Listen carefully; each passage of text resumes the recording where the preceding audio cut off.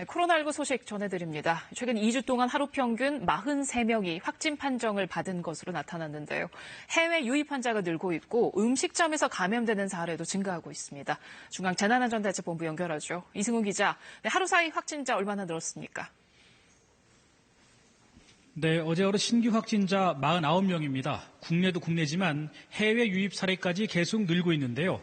어제 하루 17명, 검역 과정에서만 11명이 발견됐습니다. 특히 최근 서남아시아 쪽의 확산세가 두드러지고 있는데 어제 방글라데시 입국자 가운데 공식 집계상으로만 최소 6명이 한꺼번에 확진돼서 검역 관리에 비상이 걸렸습니다. 지역 내 감염은 수도권이 26명, 대전이 6명입니다. 서울에선 구로 예스병원에 수술을 위해 입원한 50대 여성이 확진 판정을 받아 병원이 임시 폐쇄됐습니다. 또 서초구의 30대 어학원 강사도 확진돼 수강생과 가족 등에 대한 검사가 진행 중입니다. 의왕 롯데제과 물류와 관련해 역학조사 과정에서 4명이 추가로 확진됐고요. 방문 판매업체 리치웨이와 연관해서도 오늘 또 7명의 환자가 추가됐습니다.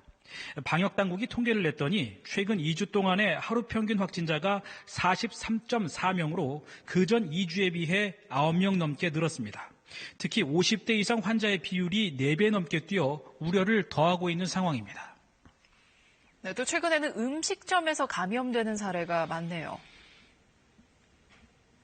네, 보통 음식점이나 술집에 들어가면 뭔가를 먹어야 하기 때문에 마스크를 벗게 되죠. 그리고 가깝게 앉아서 얘기까지 계속 나누게 됩니다. 일행 중에 감염자가 있다면 전파가 아주 쉬운 상황이 되는 거죠.